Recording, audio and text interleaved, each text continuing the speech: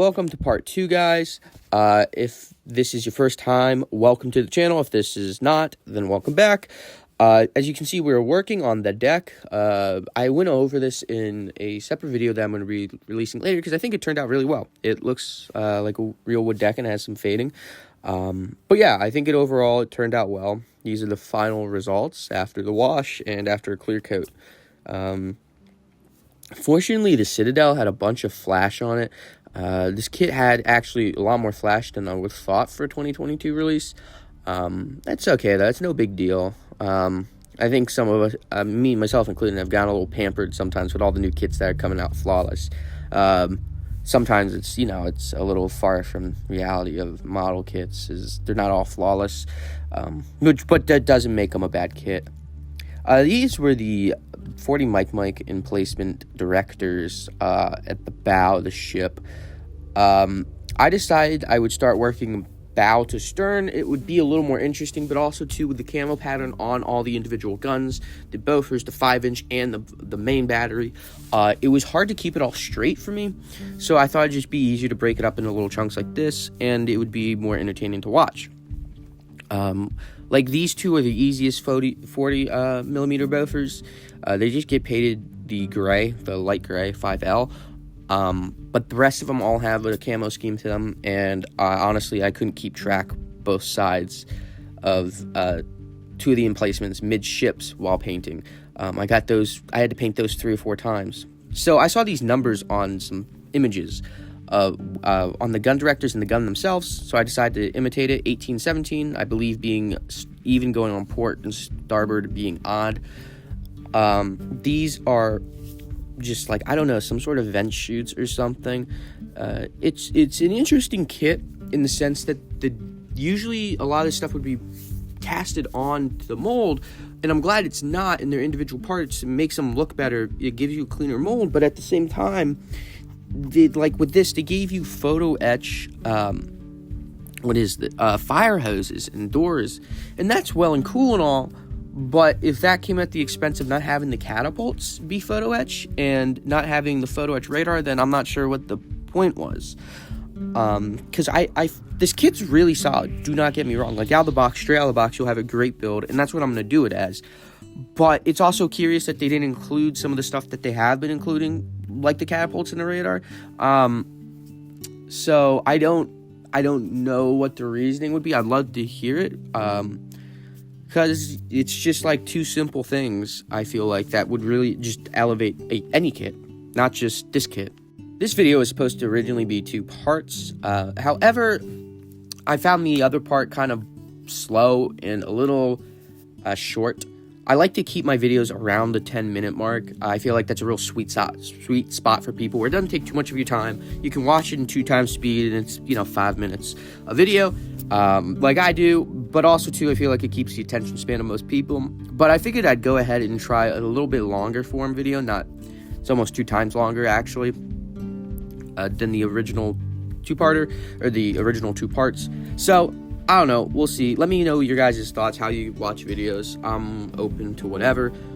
It's just, what's best to relay the information of this build to you guys, I guess, without sounding too pompous. This didn't go together particularly well. The pegs that aligned them, Mike Ashley talks about it in his little tape-up video. I haven't really watched his stuff until I was like, I'm curious if anyone else has talked about this. They don't fit in well at all. You gotta glue them, and to get it centered is just such a pain. They just need to be like a millimeter longer, and it would have been all good. Gun tubs going in.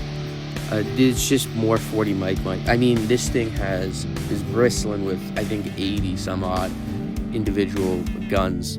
As you saw with the Citadel there, I had to put on these windows that kind of locked it into place. You had to slide it into the toll, and then once you put on the photo etch, you couldn't take it out. Can't see them behind the stock provided windows, so I had to leave them off, honestly. That way you can paint the Citadel individually from the housing that it goes in. Otherwise it was kind of hard to paint, a little sloppy, and I had to come back. Tried to do some windows on it, didn't really work out particularly well. So one side has them. The problem is the individual windows, the dividers between them are pretty thick. They look good, But if you're trying to do the window look, it doesn't look great. It makes it kind of look very toyish. But I mean, I can live with it. But and really, you're not going to see the difference unless you look up close. But so I just figured I'd give you that. These guys, I was a little worried about them going in, especially because of the way the funnel slides in between them.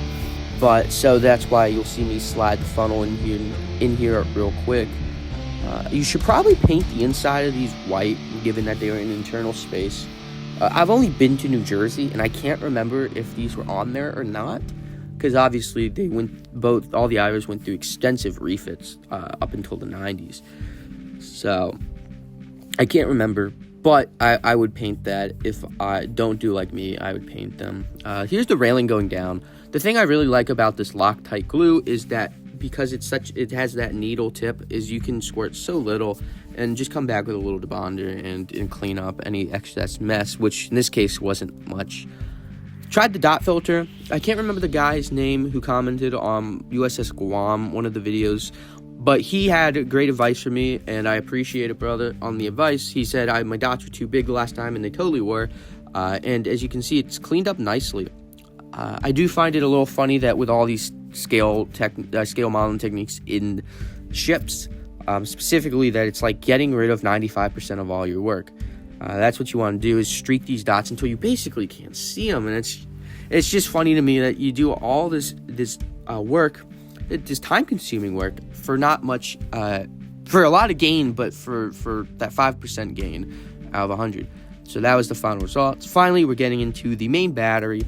They went together pretty well. So if you're doing them, though, don't do it like me that you see in this first parts where you're installing the metal barrels before you close up the gun.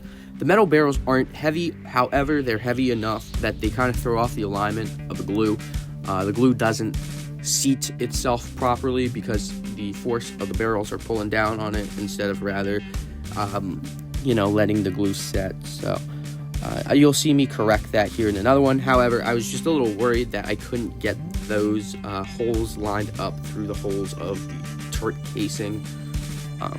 If that makes any sense without sounding like a total doofus and exposing myself too much here. But yeah, I just wouldn't do it that way. Luckily, there's only 3. But also, too, if you screw up, you only have 3 to work with. But you do have all of 18 barrels, I guess, is the way to look at it. Both the metal and the non-metal. So yeah, these went in pretty well. This time got the turrets together the right way. As you can see here, I tried super gluing them in and then basically pushing the rod into both holes. Didn't really work out, but it's a little, such as life. I'll figure out a way to do it. Got the ears on, the periscopes. I decided to hollow those out, and I'm going to come back with some Elmer's glue, some white glue basically, and fill those in, because those would have been a clear panel there at the end, because they would have had I can't remember if it's a rangefinder, I guess, because periscopes go up.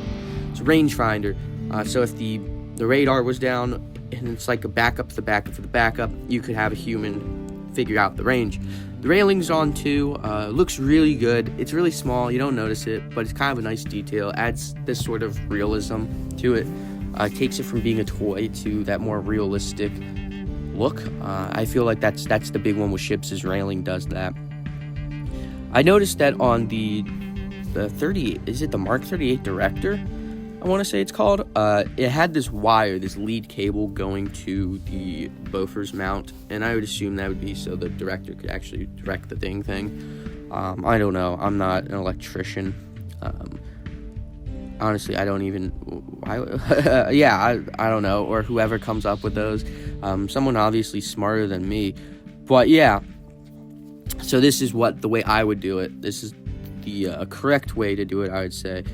And just like that, we have both of them done. I don't show a ton of painting on them just because it was just checking the references is a lot of work. To be honest with you, there's a few times that I wish I just went straight ahead and did the Measure 21 scheme, just all gray over blue. But I think this looks cooler, to be honest with you. And if that's what the work that this takes, then it is what it is. No turning back now. So, yeah, like I said earlier, I'm working from the bow to the stern. So I had to get the Bofors mounts ready to go. Here goes down a little bit of USAF light gray from Vallejo. This stuff is what I've been using for Navy 5L for the last few builds, and I think it looks really good. It's a little bit whiter maybe than 5L, but it's not that far off, and it offsets nicely from the haze gray. It creates that difference that you would see. So just going over the turret bases, basically getting down kind of a primer coat with it. On the top would going ocean gray. All three turrets had ocean gray and deck blue 20B on top. So that's what I did here. So I'm just gonna, spray it down light coats. I kind of oversprayed a little bit maybe, but it worked out. I'm not too fussed over it. Then just taped up the deck blue, and as you can see on both of them, it turned out nicely.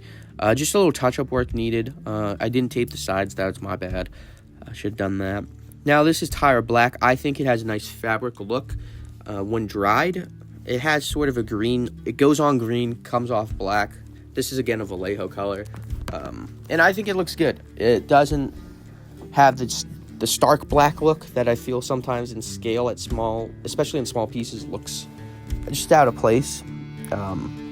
Especially, I guess, when you account for the scale effect, which at 350, I think it's like 18.7% if my math is correct, or 18.9. Just right off the top of my head, I can't remember, but that sounds right. Again, with the numbers that I saw earlier, this one is mount number 1 on the Super Falcon turret, so I decided to put it on there. From what it looked like to me, the inside was ocean gray, and then I got to repaint the outside because it only looks like part of it was ocean gray. It's kind of hard to find reference photos, and especially when you're on black and white. I don't know if this was shakedown only, or this last post-shakedown. I'm finding some conflicting results on it. But there's a direction, it has 40, and then millimeter 1, and then an arrow that I still have to paint. And I think it just adds a cool sort of human lived-in element, I guess, because humans kind of need directions on a new thing. I don't know what I'm saying at this point, but I think it looks cool. I think it adds some sort of realism to the ship in a way that I can't explain. But here goes on the mounts, the guns themselves, to the mounts rather, and I gotta say, I think Hobby Boss is using a different mold for these, because these look a lot better. They have a lot more detail to them than the standard trumpeter ones. But again, I don't know, that could be because this kit is a 2022, and I think the most recent trumpeter release I've built would have been Ranger, and that's or Enterprise, and that's like 2016, 14. So that's 10 years ago now. This is just a little black going on here, guys. Mission Models black, which I don't find great hand painted, but if you have a base under it, it actually goes down really well. It just needs a primer layer. Doesn't always have to be primer, but just like a paint layer under it. Next is going on the ammo storage compartments for the 20 millimeter Oerlikons. I just have an ungodly amount of those to do. Easily within the 50s. Still got to paint them, but thanks for watching, guys. With that being said, I'm gonna leave you with myself of previous. Oh wait, never. Next, we're going on the photo etch little wheels for the capsons, I think they're called. They went on really well. I was a little shocked. Unfortunately, I lost one. It flung off my tweezers, and the carpet monster claimed another victim. But they look good. I'm a little shocked. Again, those were included photo etch. I just like, this kit's got some unique things, to say the least, about it. The chain, shouldn't be a shock with every trumpeter. Hobby Boss, I love kit. Merit, I don't know if Merit Hobbies is still around, but that sort of family line, you get anchor chain, and it looks so much better than the pre-molded on anchor chain. But it just needs a little touch-up work. I sprayed it, and as you can see, the brass is still showing through. I don't know this, and I've seen some mixed results, that would have both of them, would the anchor chain been black, or would it have been within the camo scheme of the deck? I don't know. Let me know. And finally, just going on a little, a few of the auxiliary pieces. Again, just more gun directors, painting up just that weird shaped back half shield. Gosh, the word escapes me right now. Apologize. This is just ocean gray, which this is Vallejo. People have asked me, and I basically exclusively use Vallejo. For the black, I don't, because I haven't had a chance to go get Vallejo black in a while. It's just like every time I order, I forget about it. Finally going on, just these vent housing, painting the top of the vents. And yeah, guys, just like that, we're done. I appreciate you for watching, and I'm going to leave you with myself from... Okay, guys, and just like that, we are done for part 3. I shouldn't say done. We're not even close to done. Even though it feels like I'm done, or really close to being done, could not be farther. But we did the main guns. Still gotta get the gun bags on them. I'm not sure what I'm gonna do for those yet. I'm not sure if I'm gonna rock with the loading position or not. So stay tuned for that. Got the main superstructure on. Turns out, like, you don't see anything in there. So I was thinking about putting some stuff in there. It's just like, no point. Don't see anything. But yeah, this is also, I was thinking about doing photo etch aftermarket for this kit. The money that I would spend getting the aftermarket kit for this, I think is better spent on a different model for the channel. Because this is a solid kit overall. We're not really seeing that many, I'm not seeing that many faults. You guys aren't seeing that many faults that you've called out on either within the kit. So I think I'm just going to rock with it. It's about a quarter of what, not even a quarter, about a third of what I spent on the model for the cheapest one that I see. And then the Pontos one is just like the whole kit plus half another one for it. It's like, that's kind of ridiculous. One of these days I'll do another master build, Enterprise-esque. But for now, I'm pretty happy with how this is going. But anyway, guys, thank you for watching. And I'll see you in the next one. Peace.